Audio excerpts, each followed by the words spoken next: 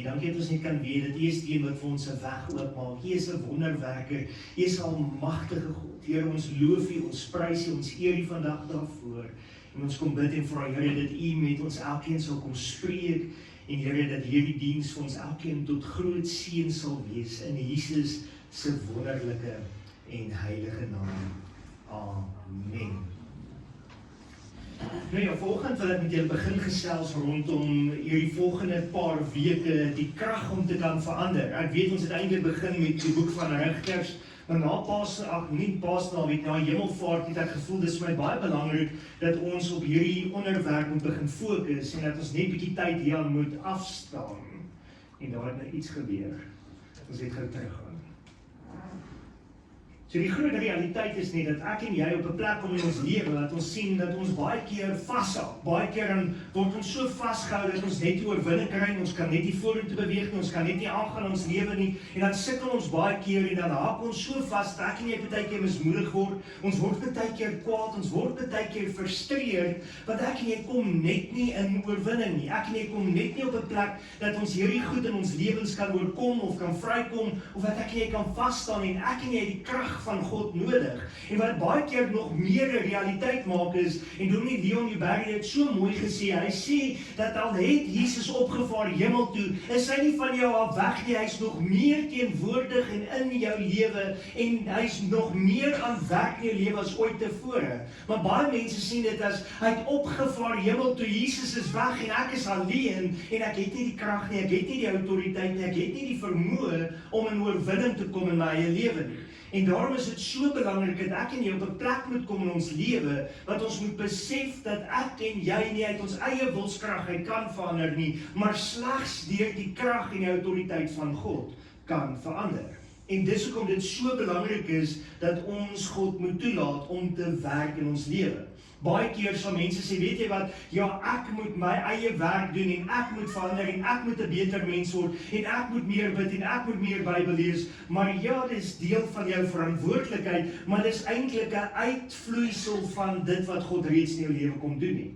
As jy op 'n plek kom waar die Gees van God jou verander het en hy jou trek om meer Bybel te lees, gaan dit jou verander. Maar as jy uit jou eie wilskrag uit gaan lees, gaan dit vir jou niks baat nie. En dis kom daar 'n geweldige verskil is tussen godsdiens en 'n geestelike getransformeerde lewe. Dit help nie net ek en jy is godsdienstig nie, ek en jy moet getransformeer word deur die Gees van God. En dis wat ons so 'n bietjie op gaan stil staan.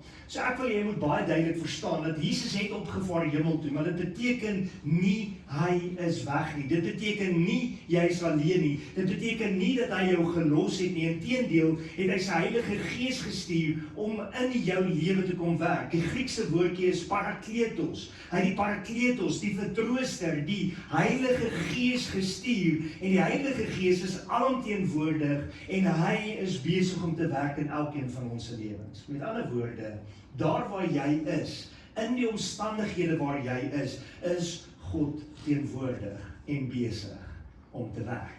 God is at work. Nou ek en jy kan baie keer sê, weet jy, dit voel nie so nie, maar God is besig om te skaaf in ons. Ek en jy kan baie keer sê, maar ek hoor nie sy stem nie. Weet jy wat, jy het nie nodig om sy stem te hoor nie. Partykeer is daar net oortuiging in jou hart wat hy vir jou sê, Daniel, bid vir iemand. Of daar's partykeer net 'n ding, as jy dit doen, dan voel jy dadelik skuldig, jy voel dadelik vuil. Dit is eintlik die Gees van God wat vir jou sê, hou op met daardie bepaalde ding in jou lewe.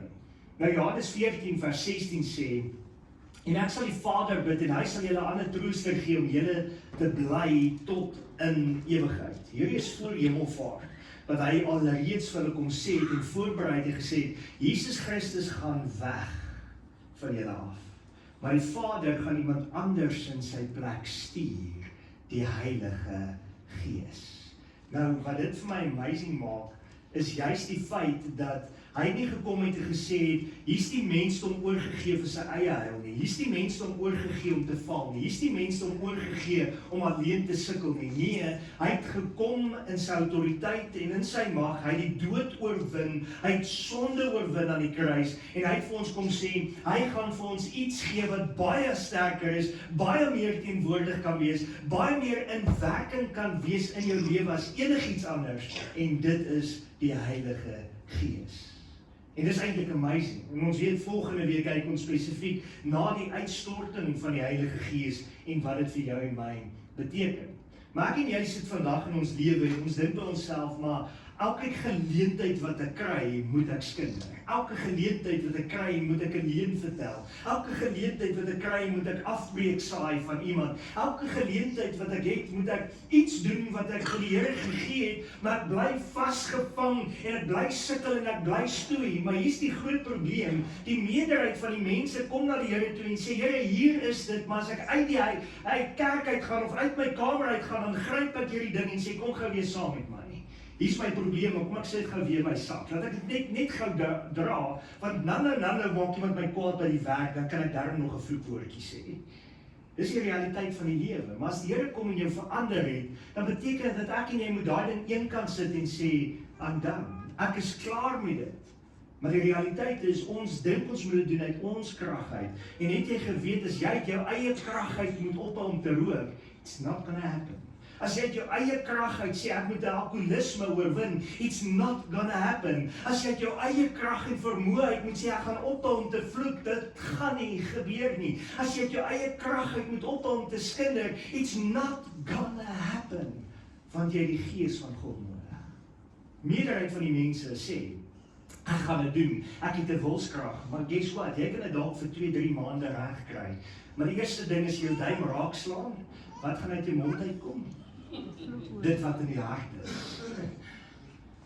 Die beste manier om iemand, 'n man veral in die werksplek sy heiligmaking te toets, is gee vir hom 'n hamer, want hy gaan ergens sy duim raak slaan. En jy gaan hoor wat uit sy hart uitkom.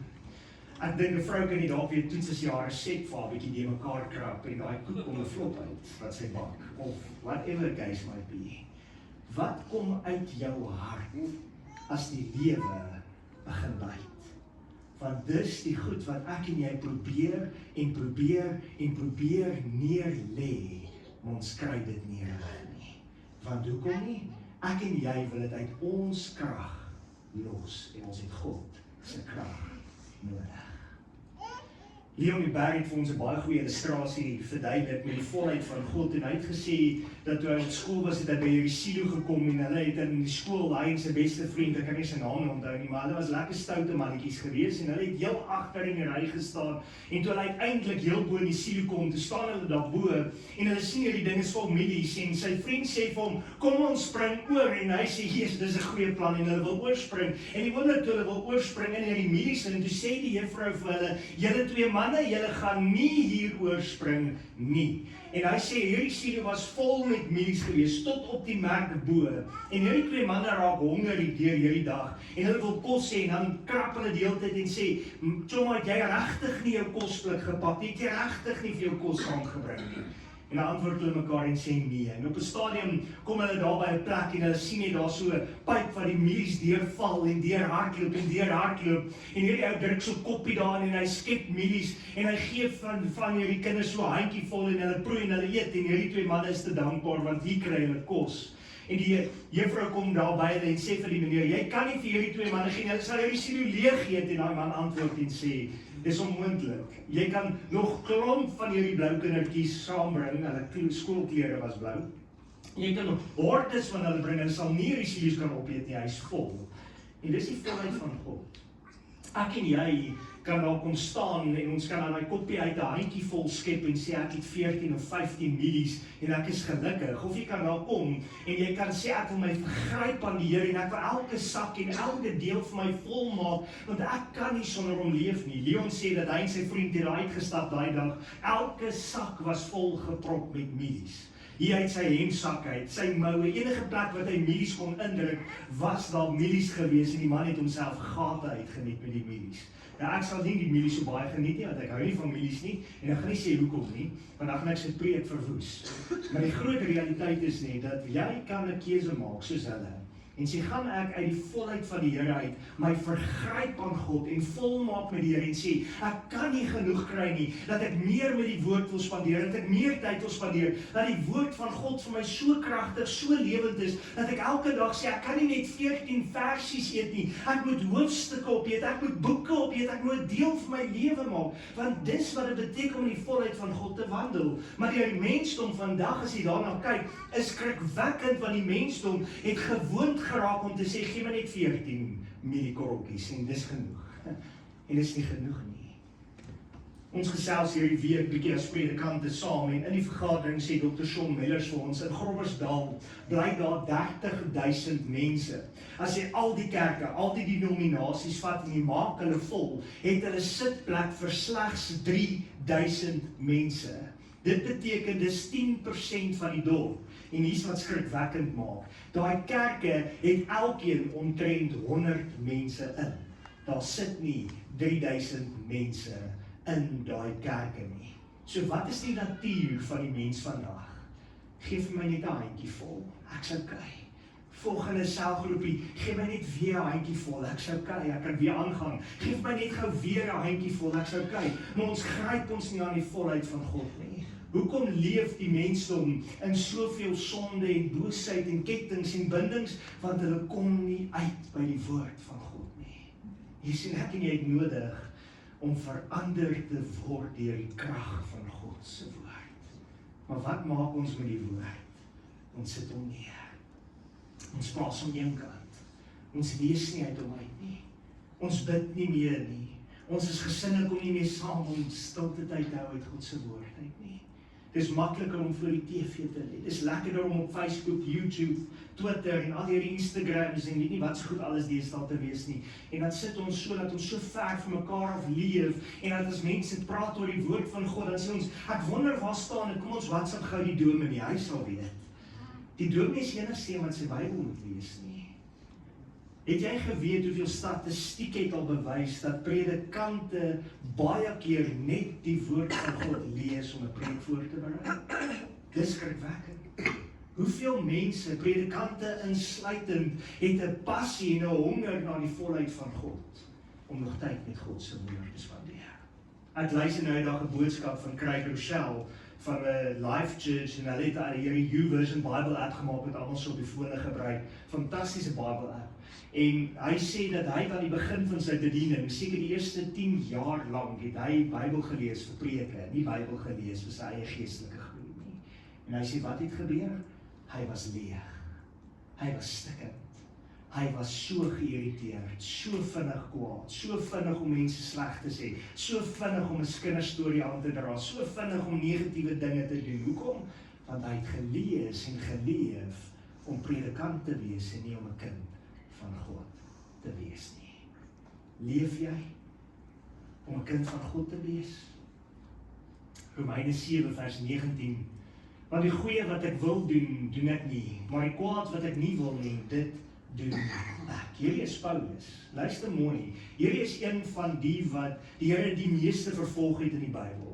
Dis die ene wat die Here ontmoet het, Saulus op die pad van Damaskus. Dis die ene wat die Here blind gemaak het en die Here vir hom gepraat het en gesê, Saulus, dis ek wie jy vervolg. En die Here het vir hom werklik kom openbaar wie hy is. En Saulus het sy lewe verander, dat hy nie meer Saulus was, dat hy Paulus geword het. En Paulus het een van die volgelinge van Jesus geword. En hy het dieselfde ywer, dieselfde passie wat hy gehad het teen die kerk, het hy gebruik vir die kerk. En Paulus het selfs die meerderheid van die Nuwe Testament geskryf.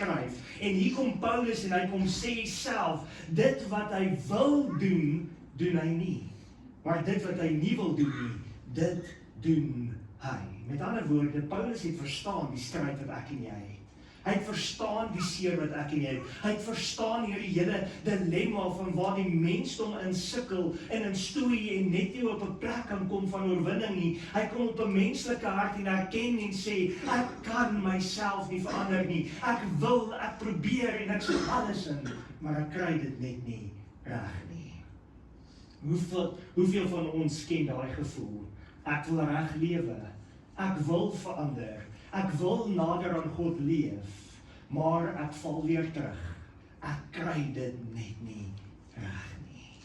In die begin van die jaar maak ons nuwe jaar voornemens.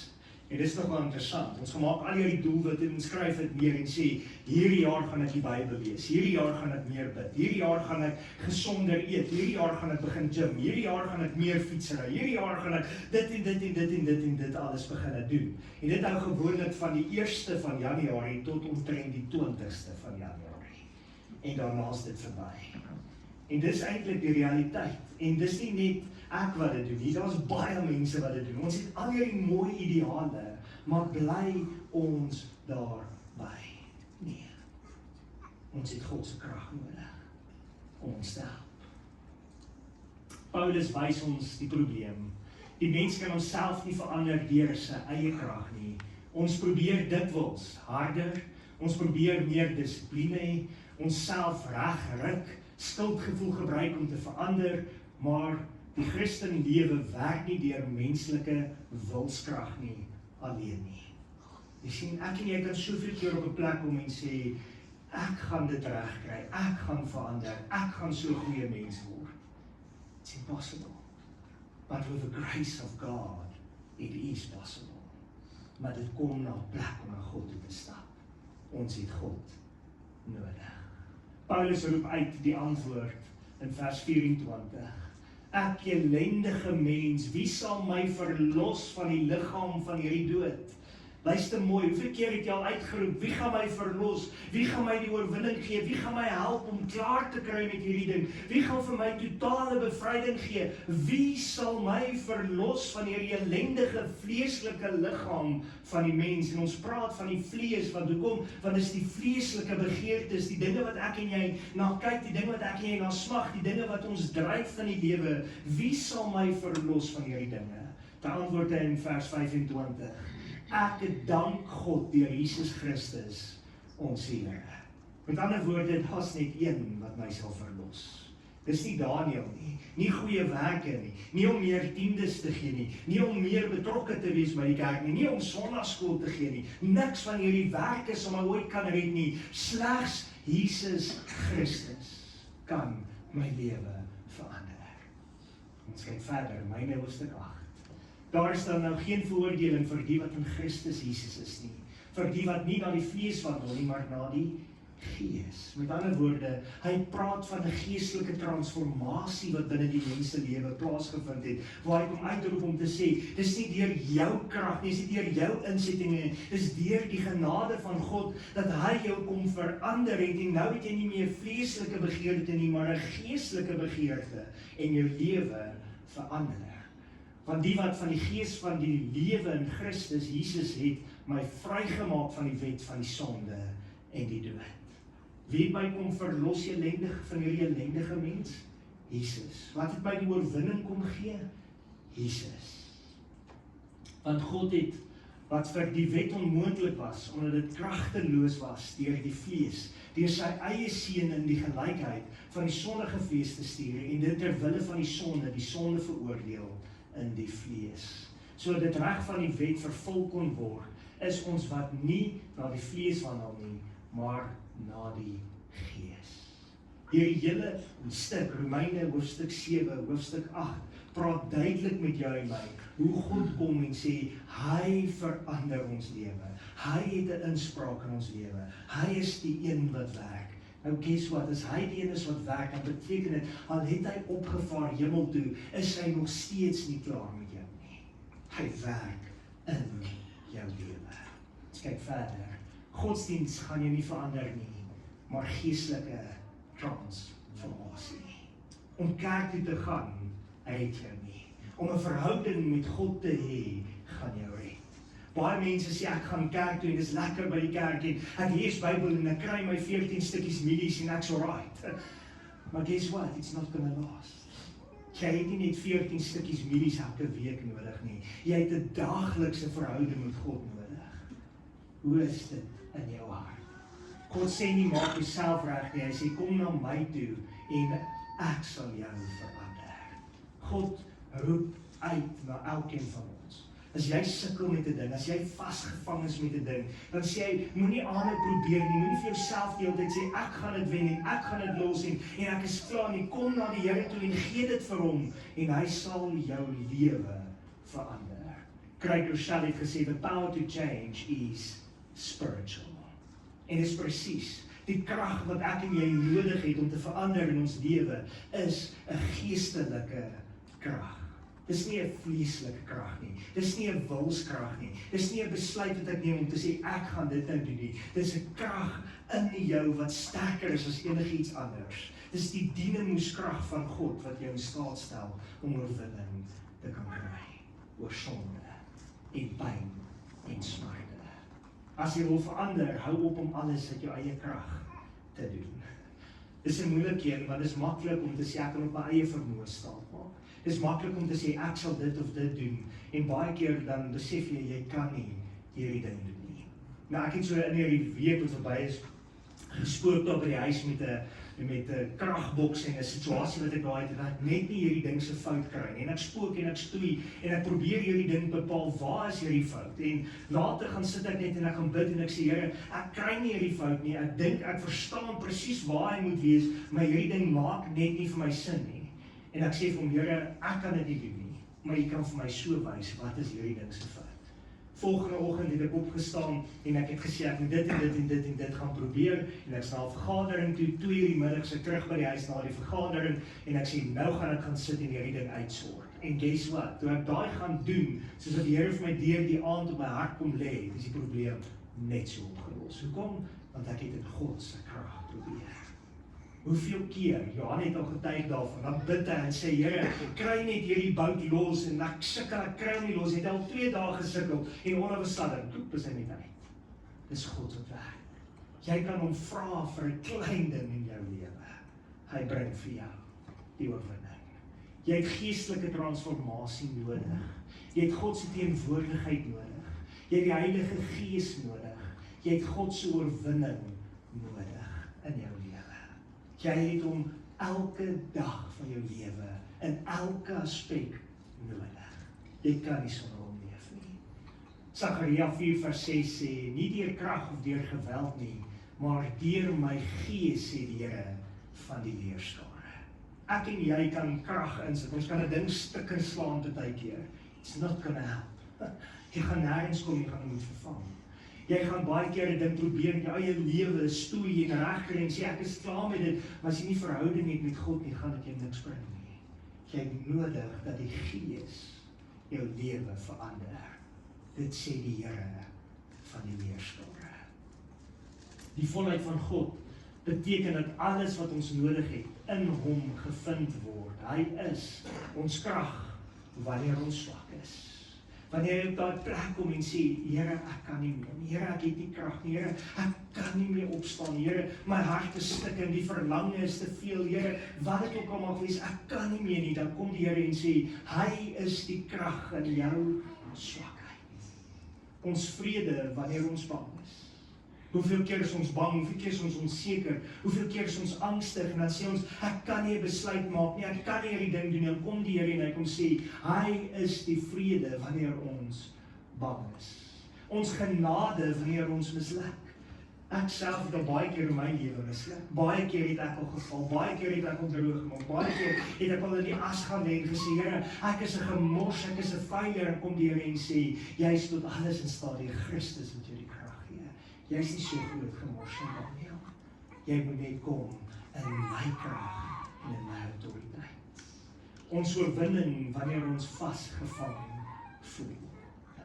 Hoeveel keer dan voel dit vir jou, jy's vasgedruk, jy's vasgevang, jy kan net nie uitkom nie, en kom die Here en sê, ek sal vir jou vrede gee, wat alle verstand te bowe gaan. Ek sal vir jou die oorwinning gee. Johannes 14:6.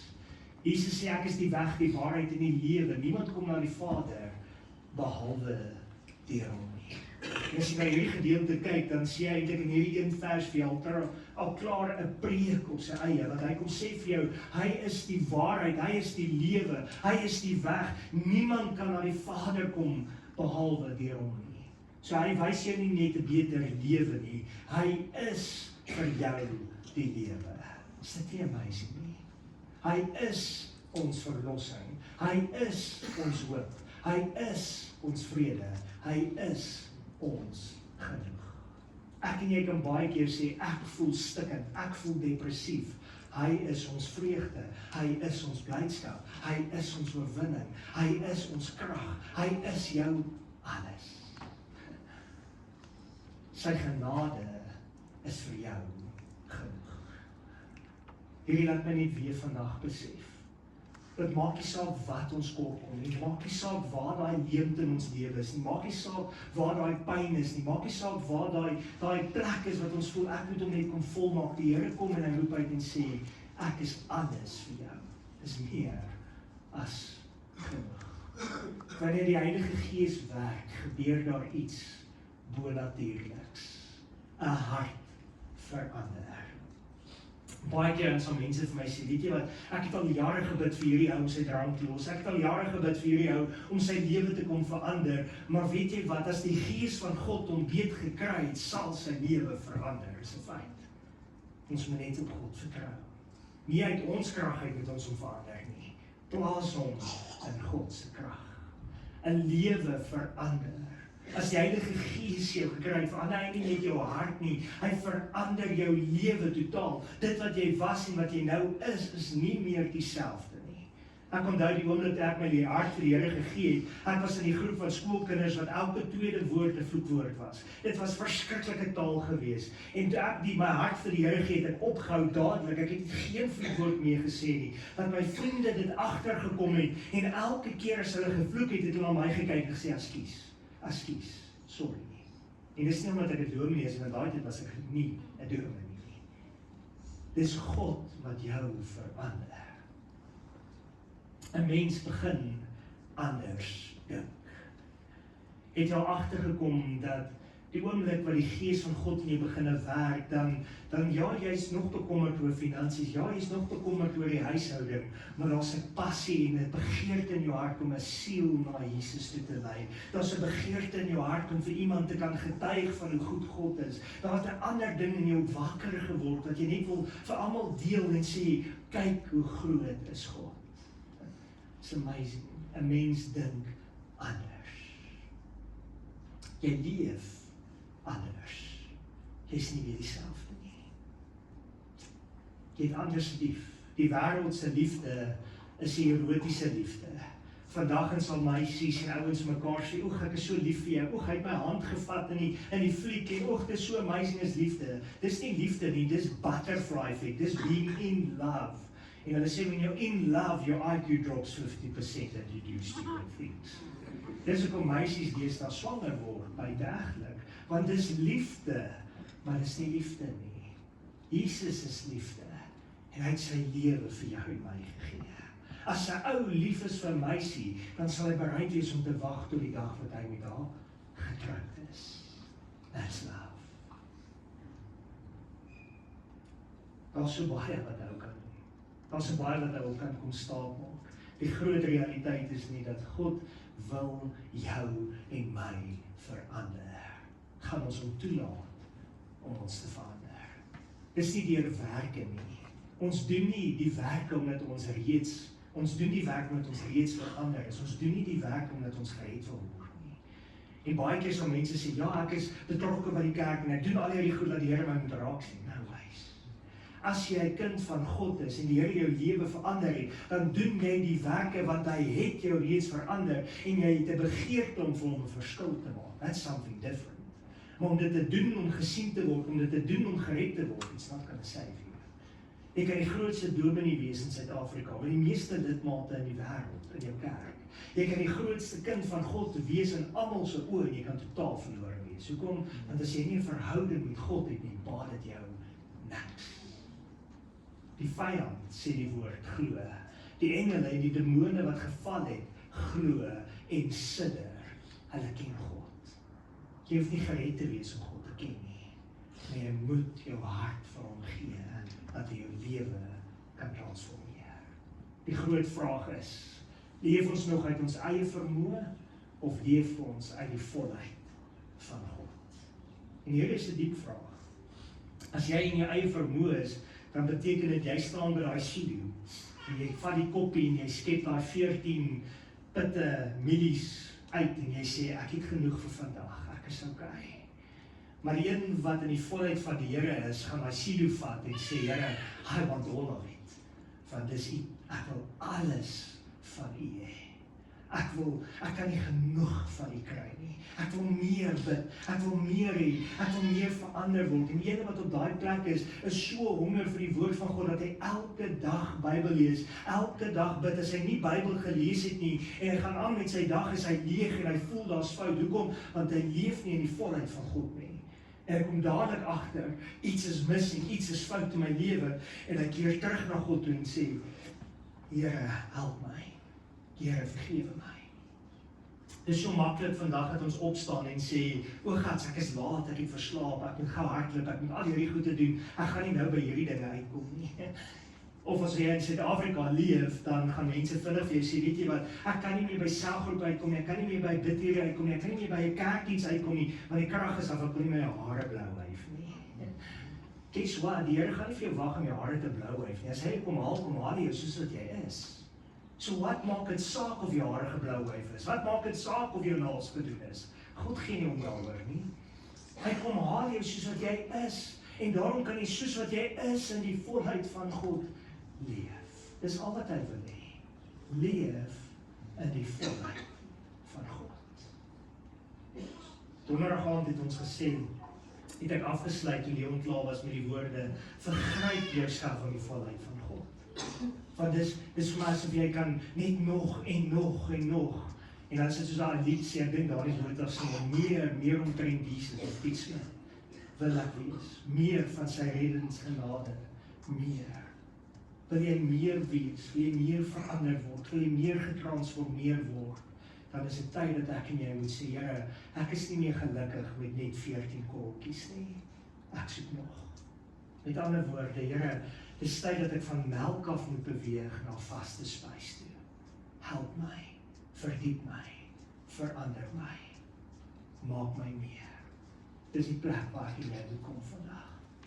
En dis 'n plek waar baie mense moet wees. Vir my is die lekkerste om deesdae net te gaan sit en Bybel te lees, net om stadig deur die woord te gaan lees. Ja, net ek het dit verkeerd deurgelees. Het jy geweet dat elke keer as jy daai hoofstuk lees, elke keer as jy daai boek oopmaak, kom die Here met 'n nuwe boodskap vir jou. Want hierdie woord is nie net 'n boek nie.